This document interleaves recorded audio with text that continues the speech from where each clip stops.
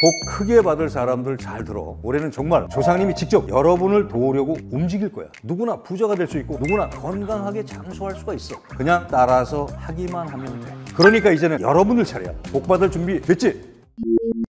회장님, 저 명절에 산소 가는데 뭐 챙겨가면 좋을까요? 좋은 질문이야. 산소에 갈 때 빼먹지 말고 꼭 챙겨가야 할 것이 있어. 우선 일반 사람들이 조상님 산소가 명당인지 아닌지를 판단하는 방법부터 알고 있어야 될 것 같아. 그 방법은 의외로 아주 간단하지. 할아버지, 할머니, 부모님 산소의 기운이 궁금하다면 그분들의 후손들이 현재 어떻게 살고 있는가를 살펴보면 돼. 후손들이 대체로 경제적으로 어렵지 않고 모두 건강하고 행복하게 살면 그분들의 조상님 산소는 명당이라고 보면 아주 정확해.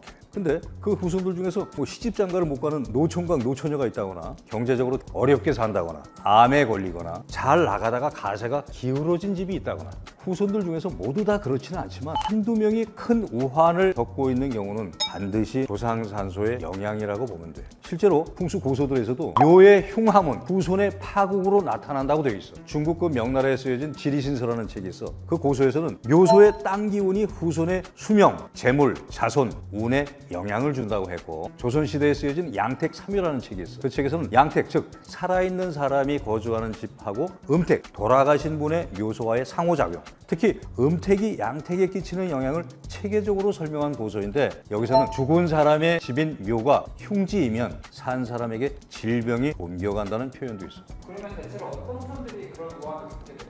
아주 좋은 질문이야. 첫째는 아주 착한 후손이지. 착하면서도 마음이 약한 후손, 우유부단한 성격을 가진 후손, 경제적으로 어려운 후손들에게 그러한 일들이 나타나. 왜 그러냐? 마음이 약한 후손한테 그런 메시지를 보내야 깨달을 수 있는 확률이 크기 때문이지. 조상들의 문헌에도 자주 등장하는데 영조 때 실제 있었던 일이야. 왕릉에 습기가 너무 많이 차서 관 밑에 깔린 장판이 썩는다는 보고가 올라왔거든. 그냥 보수공사하고 말 수도 있었지. 근데 영조는 홍수관을 불러서 자리 감정을 다시 시켰고, 결국 거기가 혈이 아니라는 결론이 나오니까 왕릉을 통째로 옮기기로 결정했어. 숙종도 마찬가지야. 왕릉 하나 옮기는 걸 그냥 이장으로 보지 않았어. 직접 풍수가들을 불러서 명당을 찾고 나서 이렇게 말하지. 백년지계, 즉 국가의 100년 앞을 내다보는 결정이라는 거야. 풍수가 단순한 미신이 아니라 국가 운명에 설계되었다는 얘기지. 정조가 아버지 그 사도세자묘를 수원 화성으로 이장한 것도 효심 때문만은 아니었어. 정조실록에 정확하게 나와 있어. 화성이 명당 중에서도 으뜸이라 그 터에 묻으면 조정의 기운이 바로 서고 백성들도 편안해질 거라고 판단한 거지. 경제적으로 풍요롭고 건강하고 행복하게 사는 집안을 보면 반드시 조상 묘소를 끔찍하게 가꾸고 있는 거야.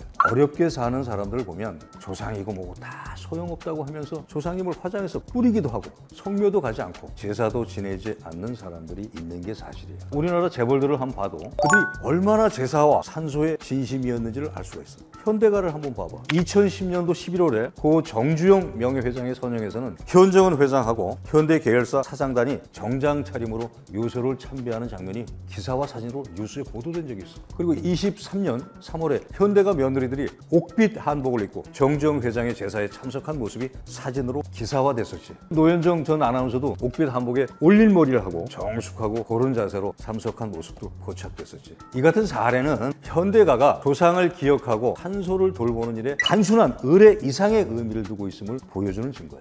나는 풍수에 대해서 의심을 하고 있는 사람들에게 항상 이렇게 얘기를 하고 싶어. 그저 잘 사는 분들이 하는 대로 따라서 하면 손해볼 것 없다는 말을 하고 싶어. 자, 복 크게 받을 사람들 잘 들어. 올해는 정말 조상님이 직접 여러분을 도우려고 움직일 거야. 이제 여러분들이 복을 받을 차례야. 누구나 부자가 될 수 있고 누구나 건강하게 장수할 수가 있어. 그냥 따라서 하기만 하면 돼. 산소에 가져가면 조상복 크게 받는 4가지가 있어. 우선 작은 소주잔 4개를 준비하도록 해. 그리고 하트를 4장 준비하도록 해. 4장에 모두 명당이라는 글씨를 써서 이렇게 쓰는 거야. 그 하트를 이런 작은 비닐백에 넣어도 되고, 그렇지 않으면 코팅을 해도 돼. 왜? 물이 들어가면 안 돼. 아니면 스카치 테이프로 여러 번 싸서 습기가 들어가지 않도록만 하면 돼. 이 하트를 소주잔에 하나씩 넣어주면 돼. 글씨가 앞으로 보이든 뒤로 보이든 상관없어. 이렇게 넣어서, 이게 산소야. 어떻게 하냐면 동서남북 사방에 모종삽으로 흙을 파서 이걸 묻으면 돼. 깊게 파지 않아도 괜찮아. 이것이 완전히 묻히기만 하면 돼. 글씨는 그 글씨가 담고 있는 뜻대로 에너지가 그대로 뿜어져 나오게 되어 있어. 근데 왜 소주잔으로 했냐 하면 소주잔은 원형으로 되어 있어. 원, 즉 둥그런 모양은 좋은 혈 에너지가 흐르고 있는 것이야. 어떤 모양이든 그 모양이 가지고 있는 에너지가 있어. 둥그런 원이라든가 별 모양도 좋은 에너지가 나오는 모양들이야. 별은 뾰족해서 나쁜 기운이 나오는 것이라고 생각하는 사람들도 있어. 기운의 흐름을 전혀 모르는 사람들이 하는 말이야. 별 모양도 정확한 혈 에너지가 흐르고 있어. 그 고대 인도의 그 고승들이 기도를 하실 때 쓰셨던 얀트라라고 있어. 그 얀트라에도 뾰족한 그림들이 아주 많이 있어. 하트의 혈 에너지에 명당이라는 에너지가 중첩돼서 산소의 기운이 엄청 좋아질 것이야. 물론 그 산소에 수맥이나 살기가 흐르지 않는 상태에서 이 작업을 하면 최고의 명당으로 변신할 수가 있겠지. 조상님 산소는 우리가 상상하는 그 이상으로 중요한 것이야. 그분들이 우리 인생 전체를 컨트롤하고 있다고 해도 과언이 아니라고 나는 생각해. 지금 이 순간에도 조상님들은 우리에게 부단하게 신호를 보내고 계실 것이야. 대한민국에서는 풍수를 전문으로 하는 사람들이 아주 많이 있어. 사실은 풍수처럼 하기 쉬운 직업도 많지 않아. 왜냐하면 눈에 안 보이는 기운을 다루는 일이니까 무슨 말을 해도 의뢰인은 모르니까 아주 해먹기가 좋은 직업이지. 너도 모르고 나도 모르는 거야 그냥. 올바른 풍수를 하는 사람인가 아닌가를 확인하는 비법을 내가 지금 알려줄 것이야. 우리가 처음 풍수사를 미팅할 때는 집에서 만나든 사무실에서 만나든 커피숍에서 만나든 지금 만난 그 자리, 상대와 자신이 만난 그 자리에 풍수 기운을 알려주십시오라고 하면 돼. 우리가 사는 이 공간에는 에너지로 꽉 차 있는 것이지. 풍수사와 내가 만난 그 자리에 전체적인 공간 말고 두 사람이 있는 그 자리의 기운을 알려달라고 하면 돼. 두 사람이 앉은 자리는 한 평도 안 되는 자리야. 이 한 평에는 어떤 기운이 흐르고 있는가, 한 줄기가 흐르든 세 줄기가 흐르든 사방으로 반드시 에너지가 흐르고 있다는 거야. 그 질문을 받고 답을 하지 못하고 디디디디 하면 그냥 끝이야. 그 질문을 받고 창문을 열어본다거나 밖을 본다거나 여기저기 주변을 살펴보면 그냥 꽝이라고 생각하면 돼. 그 자리에 어떤 기운이 어떤 크기로 어떠한 방향으로 흐르고 있는지를 정확하게 읽어내면 되는 것인데 주변 형세를 본다는 것은 한마디로 웃기는 얘기죠. 에너지라는 것은 좋으면 좋고 나쁘면 나쁜 것이야. 그러면 그렇게 할 수 있는 사람은 과연 특별한 사람일까? 그렇지 않아. 올바르게 배우면 누구나 다 할 수가 있는 것이야.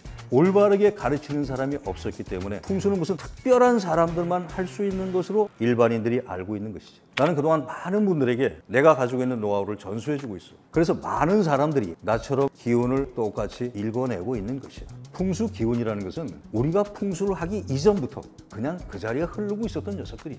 우리는 훈련을 통해서 그 기감을 터득해서 그 흐르는 기운을 정확하게 읽어내면 되는 것이지. 풍수 에너지는 현관으로 들어오는 게 아니야. 창문으로 들어오는 것도 아니야. 터널을 뚫었다고 해서 끊어지는 게 아니야. 쉬운 예로 영가, 우리가 흔히 말하는 귀신, 그분들이 현관문을 잠궈놨다고 해서 못 들어오나? 소금단지가 있다고 못 들어오나? 벽이 있다고 못 지나가나? 그렇지 않잖아.